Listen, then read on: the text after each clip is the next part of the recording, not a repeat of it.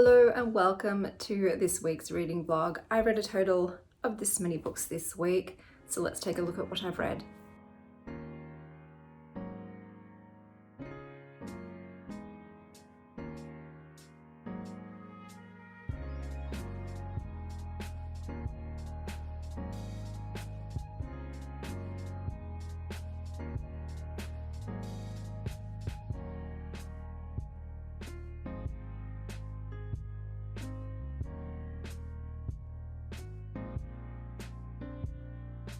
Hello, so didn't end up going to the sushi train.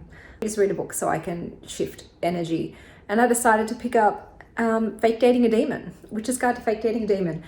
This is a bit of fun, guys. It is not serious, it is not astounding literary fiction. It's about a woman who has a lot of power, but unfortunately she just bungles all of her spells. She goes to summon some flour to do some baking, and instead summons a hot piece of ass from hell in the form of a demon.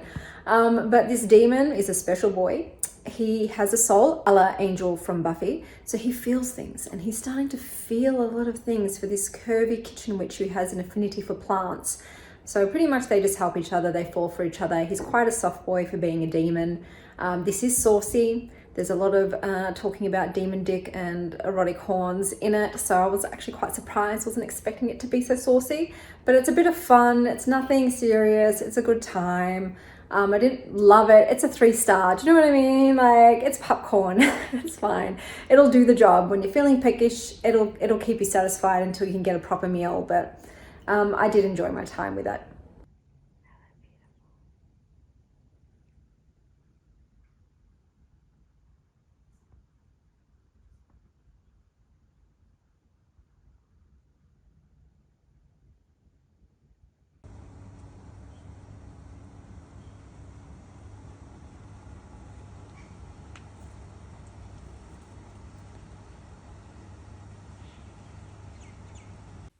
Hello. Oh, off you get, Sylvie.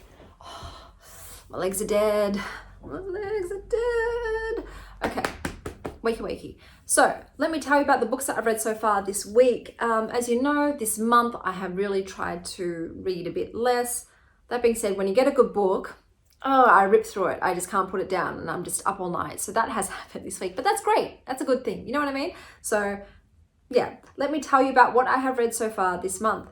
So I read Different Not Less by Chloé Hayden, which is a book about neurodivergence. Unfortunately, I decided to DNF this.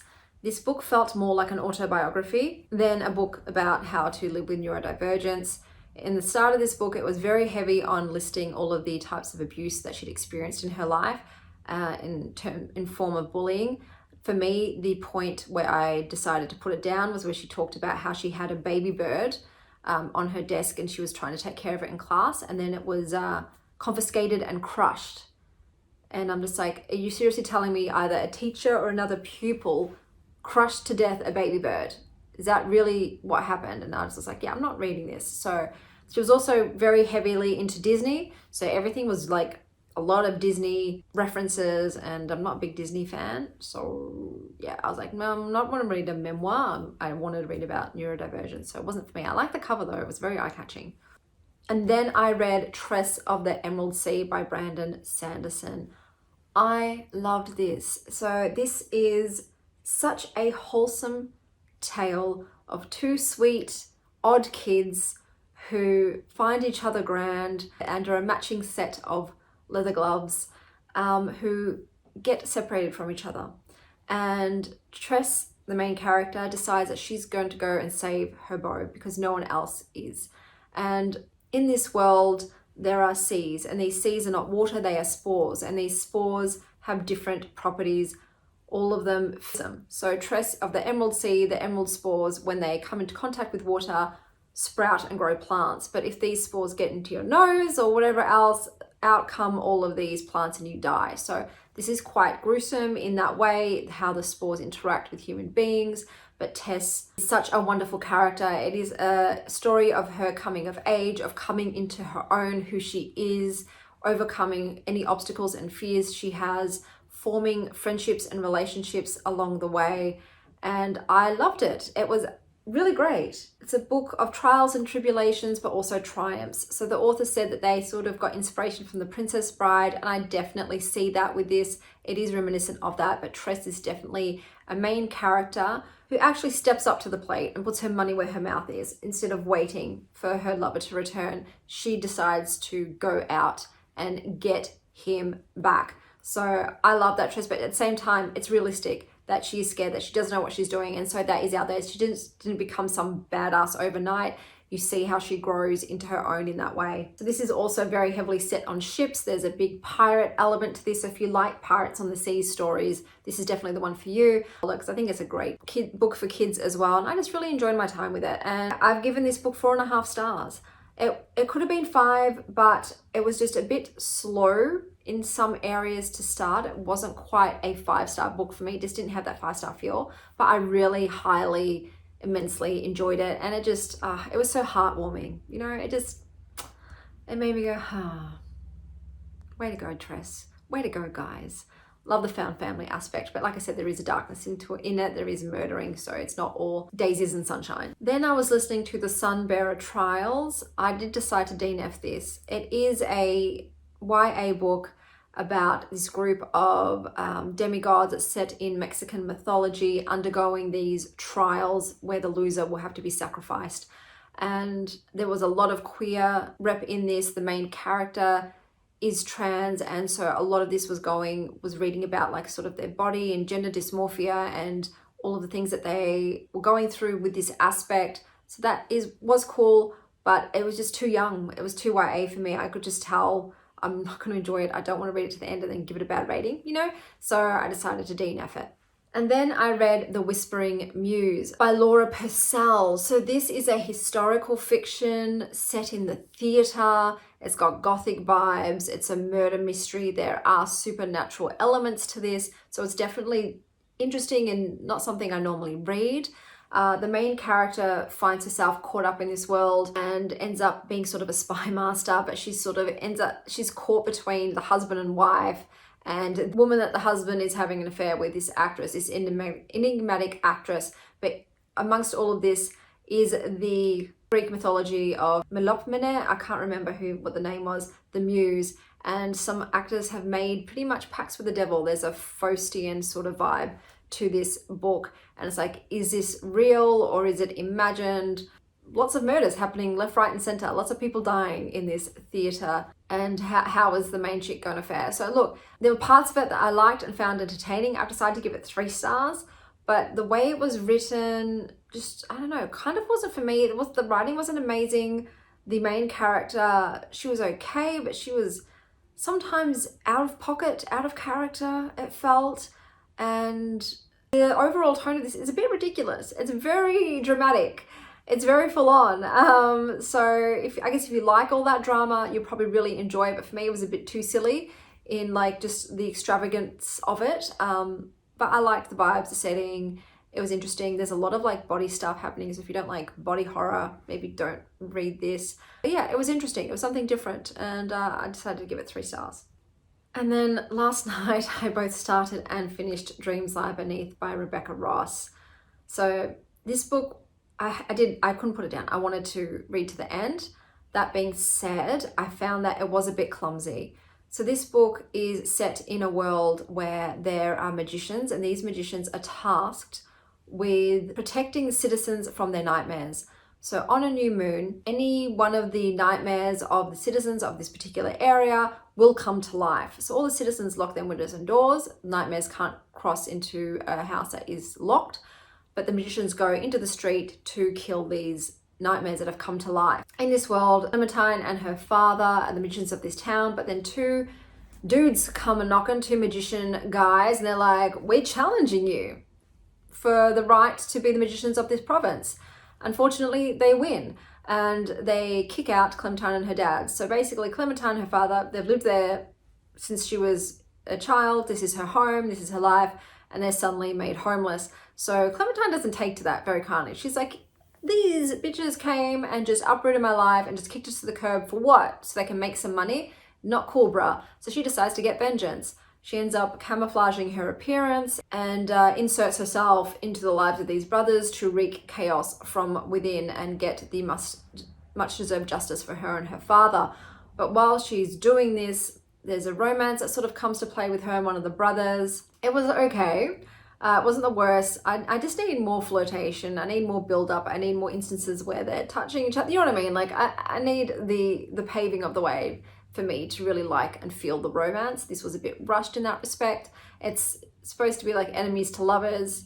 It's more hate to love. It's enemies for her. He's her enemy. He displaced her, but you know, she's not his. Anywho, while that's going underway, there's a bigger story afoot that involves the reason why all of these curses are in play, these nightmares have come about, was because of something that happened in the past, and that turns out to be something that becomes more apparent in the present and that she ends up being involved with. So I can't talk a lot about it, don't want to spoil these things, but there are different creatures, it's not just humans and magicians in this world, and some things come to light. So all of these things are sort of found out. The issue with this was, that it just wasn't artfully put together. I could see all the elements and it was cool and everything, but it just wasn't constructed in a way that was polished.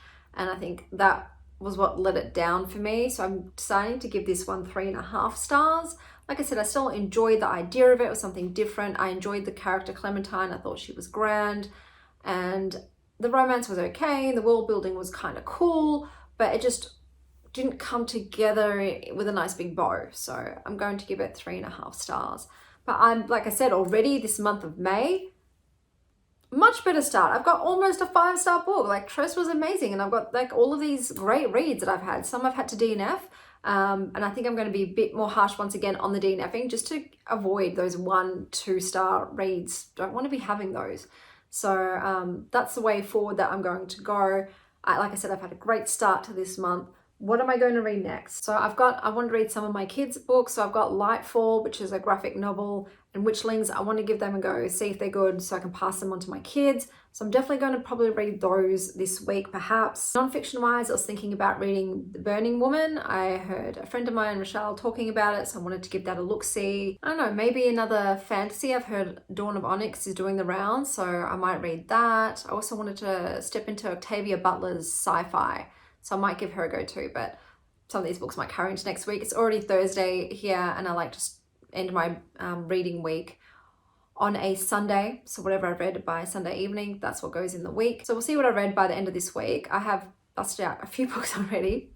So like I said, with Tress and with Dreams Lie Beneath, I couldn't stop myself. I had to read them in one day. So I did. And no regrets, no regrets. Besides the reading of the books, I have almost finished my floors. After grouting and my ex sanding them and then me varnishing them 4 times, they are done and ready to be sealed, like the carpets just edged off. So I'm so happy it's over. There was just sawdust on every surface of my house, everywhere, in the cupboards, in shoes, in any place that dust could go, it went. And I had all these plans of maybe doing some more renovations. I'm not doing that. My throat was so destroyed. I was like coughing up and blowing out sawdust. So it was an unpleasant experience, and it interrupts our lives too much. It's very interruptive. My kids were not happy about it. They haven't really coped with the change of carpet to floorboards. That's a neurodivergence there. I'm sure they'll get used to it, but no more renovating. The renovating is done. I'm glad that's over with, and I'm hoping just to have a very relaxed rest of this week. April was a very busy month for me. I've done my wrap up now on my other channel, Spirited Stardust, where I talk about everything that I bought, purchased, liked, loved, and did in the month of April. So if you want to see that, you can head over there. I made to just take it down a notch, especially now that we're going into winter. The month of May, the autumn has turned wintry, so it's a bit more hibernation, I think, coming up.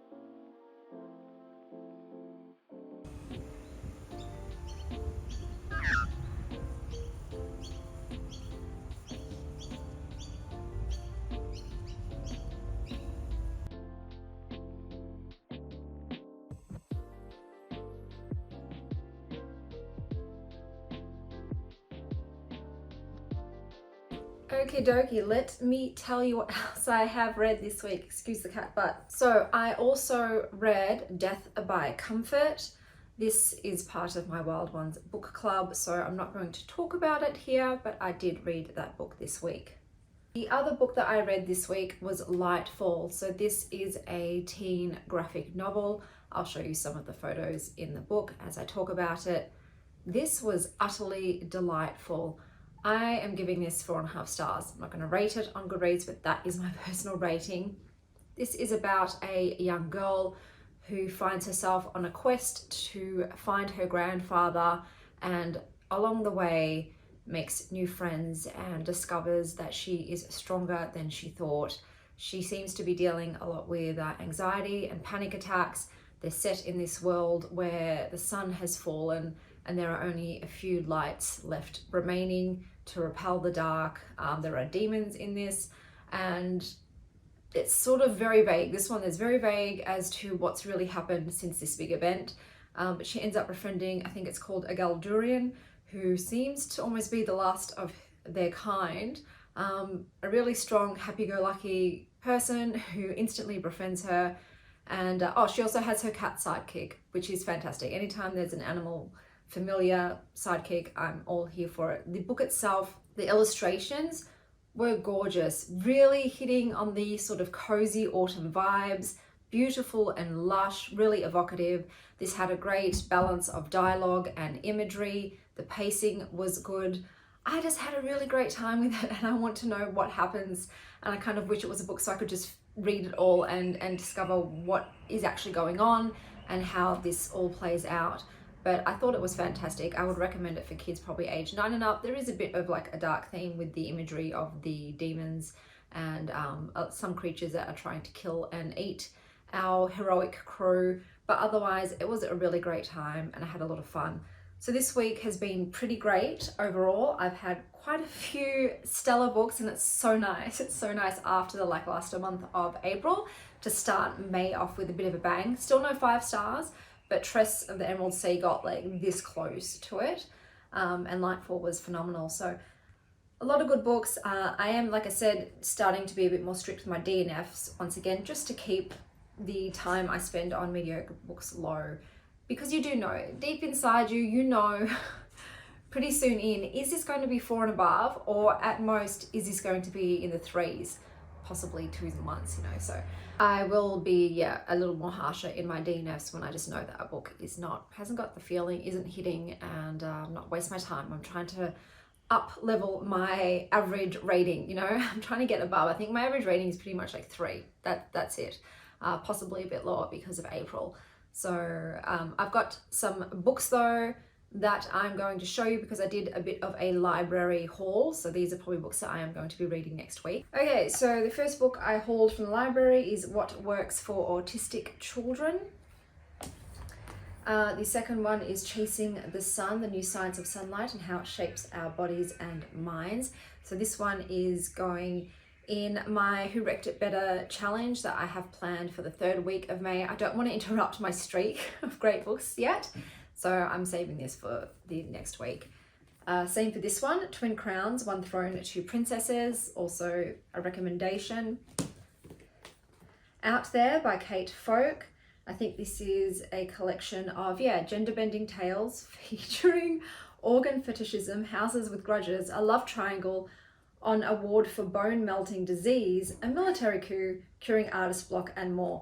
Another recommendation. Then we've got Compulsion by Kate Scott. I don't even know what this is about. I just love this cover. Like, how pretty is that? That just hits for me. I think it's gorgeous. And then we've got a book that I've purchased. So this is Some Desperate Glory. This is a Illumicrate book. I decided to subscribe because there were some books that I really wanted gorgeous editions of that are 5-star books for me. So the only books I tend to buy are 5-star books that I've already read.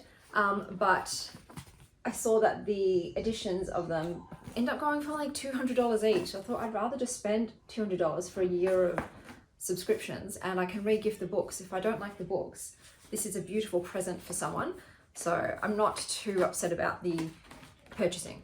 like I said, I tend to not purchase. I purchase maybe like 5 books a year, but obviously with the Luma Crate, that'll be 12 books a year. So I'm not too upset about it because they are stunning. And like I said, if they're not for me, this is a gift for someone who I love. And I also got this for my daughter, Witchlings. So I will read that. I do buy books for my kids. So kids get about 12 books a year. I buy 1 book a month for them.